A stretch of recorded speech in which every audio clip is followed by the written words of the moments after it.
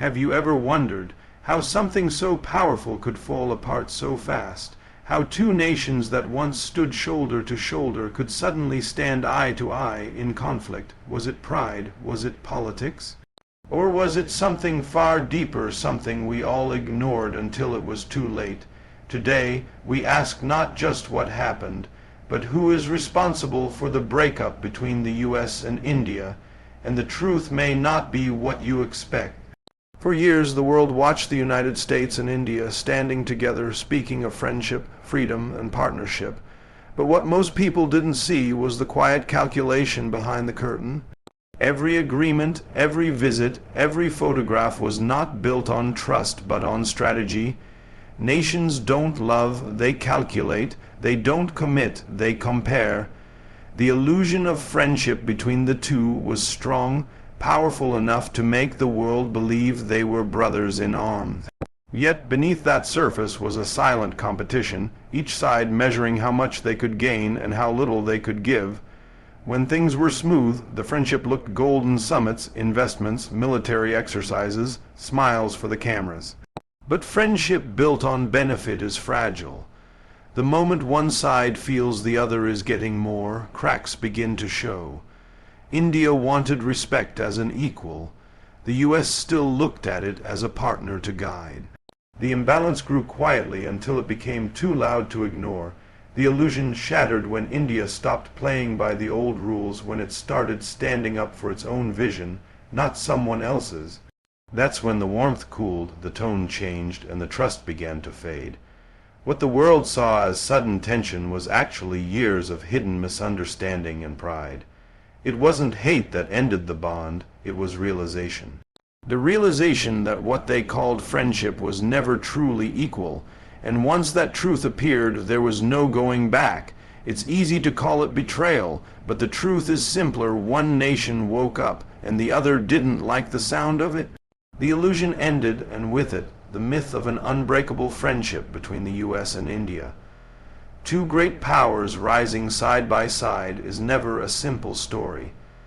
When both have vision, pride, and hunger to lead, the world becomes too small for both to fit comfortably. The United States was used to leading, used to being the one others followed, advised, or depended on. But then came India, growing faster than anyone expected, refusing to be a silent partner. It started speaking its own truth, taking independent stands, and demanding to be heard, not instructed. That confidence, that rise, that fire, it changed the balance. What was once seen as cooperation began to feel like competition. In the beginning, the clash wasn't open. It was silent, subtle, wrapped in polite diplomacy. But deep down, both nations wanted the same thing: influence, recognition, and leadership in a changing world. The US wanted to maintain control of the narrative, while India wanted to rewrite it. When two ambitions run parallel, sooner or later they collide, not because one is wrong, but because both are strong. And that strength, unbalanced, turns friendship into friction. The real tension began when India stopped seeking validation. It started building its own path, investing in local industries, forming new alliances, and challenging old norms. The US saw this as defiance, India saw it as independence. What the world witnessed was not arrogance, but evolution, a nation finally realizing its power and refusing to bend. That's the nature of ambition. It pushes you forward, but it also pushes others away. So the clash was inevitable, two lions eyeing the same territory, not out of hate, but out of instinct. It wasn't a war of weapons, it was a war of identity. And when ambition meets ego, even allies can turn into adversaries without ever declaring it.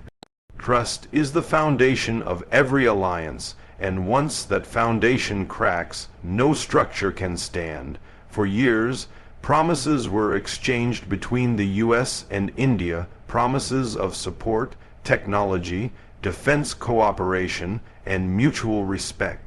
But as time passed, those promises began to look more like tools than truths. Agreements were made in the light of friendship, then reshaped in the shadow of advantage. The United States wanted India as a partner, but on its own terms, expecting alignment without questioning. India, on the other hand, wanted collaboration, not control, and that difference became the seed of mistrust. When deals started getting delayed, when words spoken in meetings didn't match the actions that followed, India realized that trust was being tested. What was supposed to be equal cooperation began to feel one-sided. The U.S. wanted India's strength, but not its independence. It wanted loyalty, but hesitated to offer the same in return. Slowly, the cracks widened. The speeches remained polite, but the eyes no longer carried belief. The real breaking point came when India started saying no, when it refused to compromise on national interest for global approval. That moment shifted everything. What once looked like partnership now looked like pressure.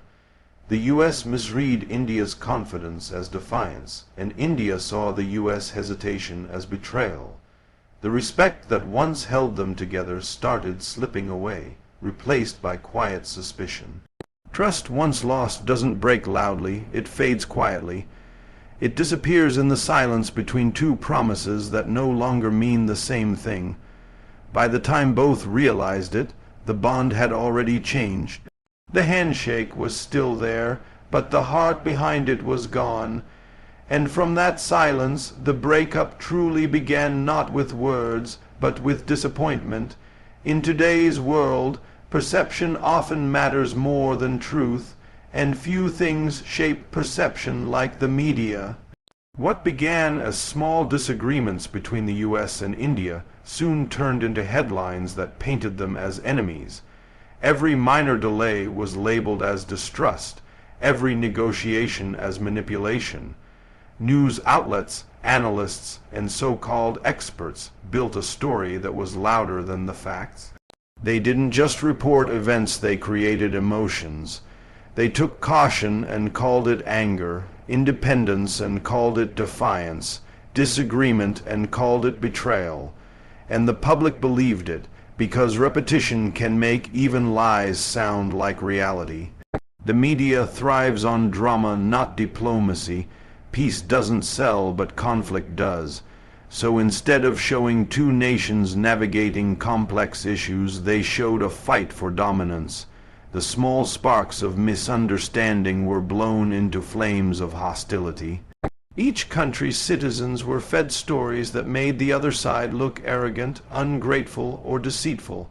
And with every broadcast, every viral headline, trust eroded a little more. What made this more dangerous was that leaders began reacting to those narratives. They weren't just managing policies anymore. They were managing public outrage. Words spoken on TV began to shape decisions made in offices. The relationship that once depended on respect became trapped in a web of opinions. The media didn't just reflect tension, it magnified it, weaponized it, and turned perception into policy. The saddest part is that truth never stood a chance. While both nations tried to hold on to balance, the noise grew louder than reason. The world saw division because that's what it was shown. And once a story becomes belief, even silence can't undo it. The media didn't cause the breakup alone, but it made sure the world watched it happen. When relationships fall apart, the instinct is to find someone to blame: a leader, a government, a policy. But sometimes the truth is broader and harder to face. Everyone shares a piece of the responsibility. The breakup between the U.S. and India wasn't just the result of decisions made in boardrooms or foreign offices.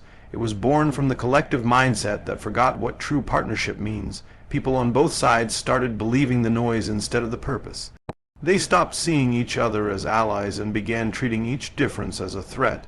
That shift in attitude was more powerful than any political decision.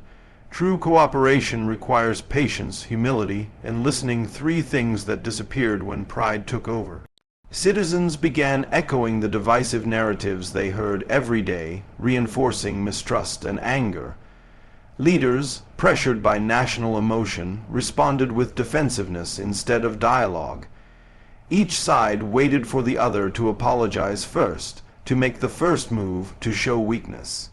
But Unity doesn't survive ego, it survives understanding, and when understanding is lost, the walls start rising quietly, not between governments, but between people. It's easy to say the media manipulated the story, or that politics ruined the trust, but those things only succeed when the audience stops questioning. Both nations forgot that strength isn't about standing taller than the other. It's about standing together when it matters most. The breakup wasn't born in a single event, it was built in silence, day by day, as both sides stopped seeing value in compromise. The real responsibility lies within everyone who chose pride over partnership. Because in the end, nations reflect their people, and when the people lose faith in cooperation, even the strongest alliances fall apart without a single shot fired. Every breakup, no matter how painful, carries a lesson that defines what comes next. The end of the US-India partnership wasn't just a diplomatic fallout, it was a moment of awakening for both nations. India realized that true respect is never granted, it's earned through resilience, self-reliance, and vision. The breakup forced it to look inward, to strengthen its economy, to build its defense, to invest in its youth and innovation. It taught India that dependence is dangerous and that power comes from standing on your own 2 feet, not leaning on another's shoulder. What was once seen as loss slowly turned into transformation. For the United States, the lesson was different but equally sharp. It learned that dominance without understanding leads to isolation, that no matter how powerful a nation becomes, respect cannot be demanded, it must be shared. The breakup showed America that influence built on pressure never lasts, but influence built on partnership can endure for generations. It reminded both sides that leadership in the modern world is not about control, but about collaboration and empathy. For the world watching, this wasn't just the end of an alliance, it was a mirror. It showed how fragile global relationships can be when ego outweighs trust. But it also showed how breakups can spark reinvention. India rose stronger, more independent, and more confident. The US began to rethink its strategies, realizing that the world no longer bows to one superpower. In that shift lies the true lesson. Failure is never final unless you refuse to learn. The breakup hurt, but it also healed by forcing both nations to grow beyond comfort, to redefine strength, and to understand that sometimes endings are not punishment, but preparation for something greater. When great powers drift apart, the world often calls it a tragedy, but sometimes what looks like an ending is only a correction, a moment that forces both sides to face the truth. The breakup between the US and India wasn't a story of hate or betrayal, it was a story of growth. It showed that respect cannot be borrowed, it must be built. It proved that partnership without equality is only a shadow of real strength. And most importantly, it reminded the world that no bond, no matter how powerful, survives without trust, humility, and honesty. The real message is not about who lost or who won. It's about who learned. India learned to rise without permission. The US learned that power without empathy is emptiness, and the world learned that alliances are not eternal, only principles are. Every nation, every leader, every citizen watching this should take that lesson to heart. Because the next chapter of global strength will not be written by dominance, it will be written by balance. So here's my challenge to you. Don't wait for the world to change, become the change. Build bridges where others build walls. Stand firm in your truth, but stay humble enough to listen. Demand respect, but offer it too. Whether it's nations, businesses, or personal relationships, remember this. When trust is real, even enemies can turn into allies, but when trust is lost, even allies can turn into strangers. And as we close this chapter, remember every ending has a seed of beginning. Let this one teach us not just how to rise, but how to rise together. Thank you for listening, for questioning, and for caring. Stay strong, stay wise, and never stop building what the world forgot: unity with purpose.